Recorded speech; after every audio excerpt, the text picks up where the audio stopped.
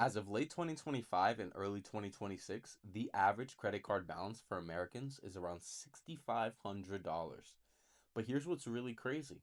Most of those people never planned to be in that sort of debt.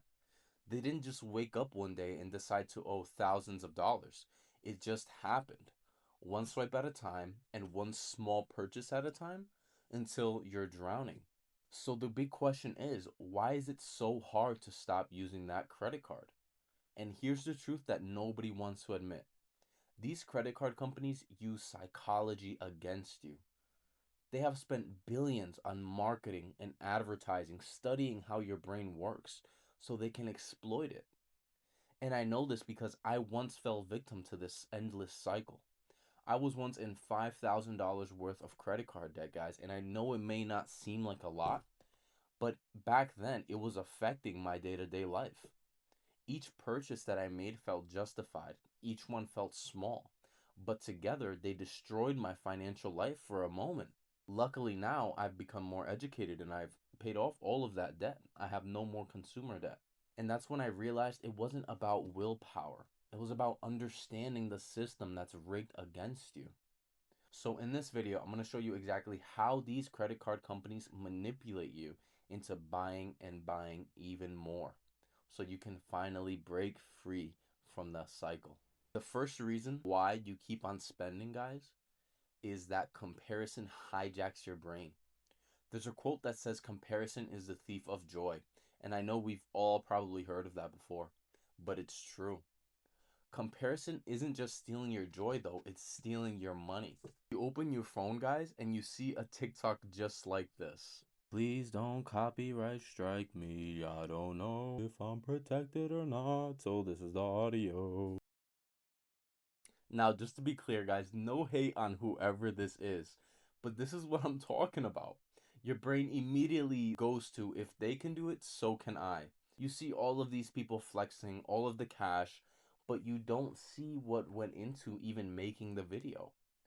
This is called social proof, a psychological principle where we assume that if others are doing something, it must be acceptable or achievable, right? But here's what you don't see. Most of those people who love to flex every single day, posting constantly online, they are in debt too, and much higher debt.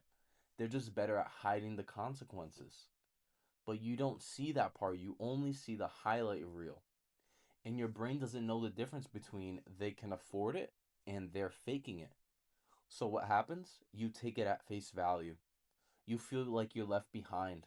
You feel like you're missing out on something. And psychologists call this status anxiety. It's the fear that you're falling behind socially or economically. And these credit card companies know this. They're counting on it. Because the moment you feel behind, you reach for the fastest way to catch up. And what is the fastest way in our day and age? It's that credit card. And guys, this is a great example right here. You are able to just tap and pay. The process is painless. There's no effort going into making these purchases. Swiping doesn't feel painful. It feels almost exciting. It feels like you're making progress because buying something expensive doesn't just give you the item, it gives you that nice fat hit of dopamine, guys. Dopamine is our neurotransmitter in our brain that releases when you anticipate a reward coming. Your brain lights up. It feels like you've made it. You feel successful. That lasts about 20 seconds and then unfortunately it fades. But you need another hit. So that begins a cycle of swiping and swiping again and again. Guys, I remember doing this myself. I'd see someone post about a new watch or maybe going on a trip, and I'd immediately think, and it was so selfish, I would think I deserved that too. So I'd buy something not because I needed it, but because I needed to feel like I wasn't falling behind. And I felt good maximum 30 seconds. Then the guilt would creep in, but by then the damage was already done. And this is how they get you guys. Don't fall into the cycle of shopping just to shop.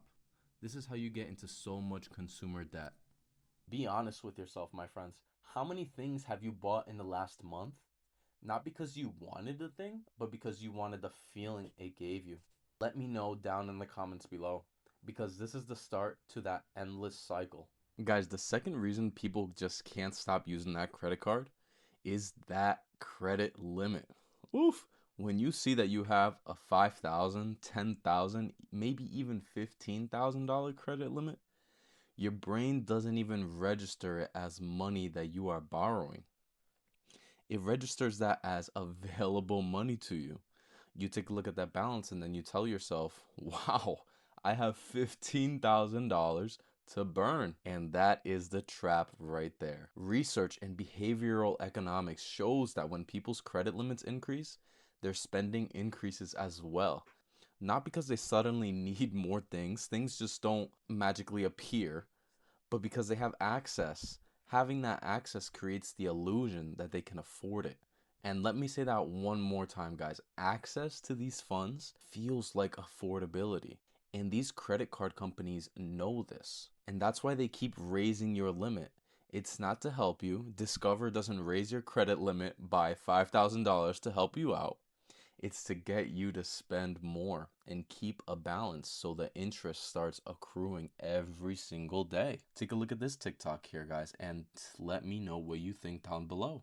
Now, this is muted. I do not want to get copyrighted, but take a look at this, guys. Some people, they just don't even know what's in their account and they just swipe and just hope and pray. And I'm not trying to bash the creator for making this type of video, but this is why so many people max out their credit cards without realizing it. Psychologically, it just doesn't feel like borrowing funds. It feels like you've just gained an access to an oasis of funds, and you think you have that $10,000 available. I can afford maybe a $300 purchase or even maybe a $500 purchase, but you're not thinking about the other nine $500 purchases you already made this month.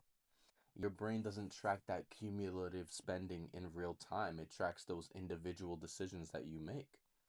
Once that card is maxed out, that interest is going to start eating those payments alive, especially if you're only making the minimum payment. So that's how people stay stuck for years, guys. They avoid looking at that statement. They avoid looking at that credit card balance. And the average credit card interest rate right now is around 20 to 24%. But guys, I have seen credit cards with 30% interest rates. All right.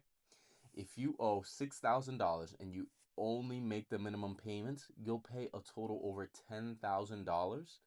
And if you just use the minimum payments, it'll take you 15 years to pay that off. Guys, 15 years to pay off a credit card.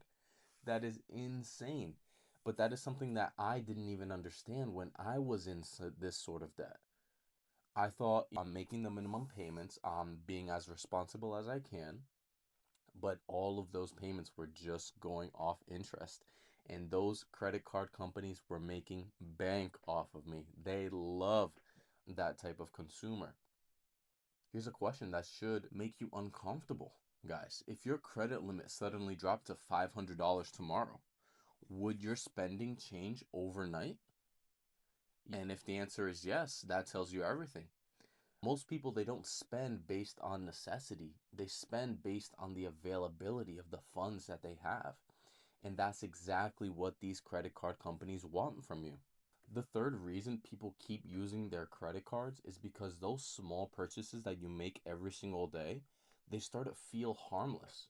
Nobody thinks a $12 coffee matters, or even a $25 lunch, a $15 subscription that you forgot about, or a $20 impulse buy at Target. Each one feels tiny, but guys, these expenses, they add up quietly. But your brain doesn't track totals in real time. It tracks individual decisions, and those decisions that you make, every one of those purchases feels harmless.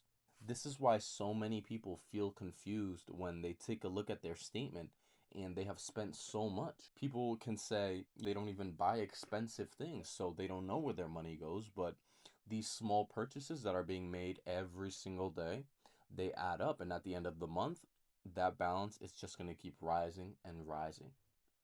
So guys, here are some things that you can do right now to maybe just improve your credit and improve your finances overall. Step one is going to be to delete those saved payment methods, guys. Make spending require effort again. Make it require some sort of awareness, some sort of thinking. Add that friction back. Step number two, and this is optional, switch to cash for just 1 week. See how different you feel when you physically hand over that money. And I guarantee your spending will drop because the times that I have paid with cash in the past, guys, it has hurt me way more than just swiping that credit card. And another thing that you can do here, ask yourself before every purchase, do you want the thing or the feeling? Guys, usually that feeling, that impulse usually fades in around 20 seconds. But that debt is going to last for years. And the moment you understand why you spend is the moment you can finally control it.